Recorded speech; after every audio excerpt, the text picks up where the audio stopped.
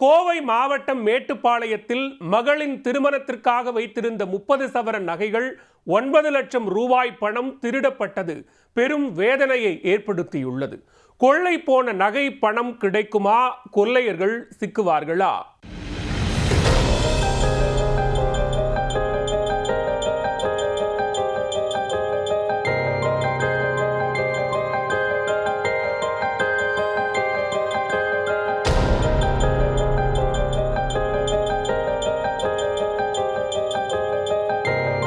மகளின் திருமணத்திற்காக வைத்திருந்த நகை பணத்தை திருடர்கள் திருடிச் சென்ற காட்சிகள் தான் இவை.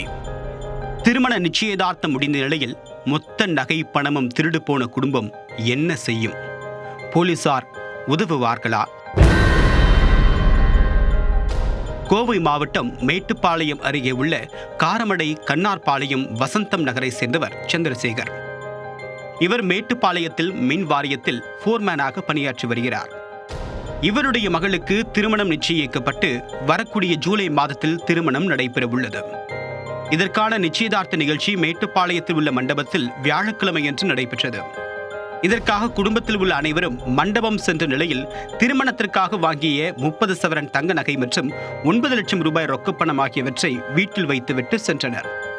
வீட்டில் யாரும் இல்லை என்பதை உறுதி செய்து கொண்ட 3 கொள்ளையர்கள் இருசக்கர வாகனத்தில் வந்து வீட்டை நோட்டமிட்டு கதவை உடைத்து உள்ளே நுழைந்துள்ளனர். வீட்டிற்கு வெளியே ஒரு நபரை காவலுக்கு நிறுத்திவிட்டு மற்ற 2 பேர் உள்ளே நுழைந்து வீட்டில் லாக்கரில் வைக்கப்பட்டிருந்த 30 சவரன் தங்க நகை 9 லட்சம் ரூபாய் ரொக்கப்பணத்தை கொள்ளையடித்துக் கொண்டு வெளியே வந்துள்ளனர்.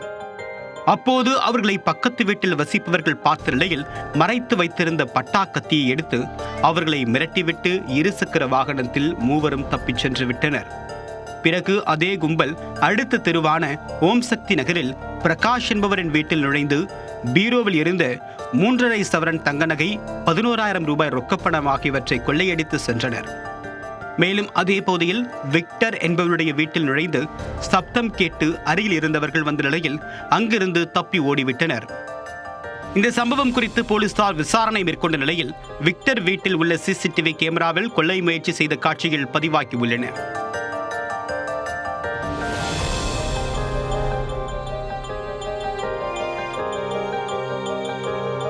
அந்த வீடியோவை கைப்பற்றியுள்ள காரமடை போலீசார் துணிகரமாக செயல்பட்ட கொள்ளையர்களை பிடிக்க தீவிர விசாரணை மேற்கொண்டு வருகின்றனர்.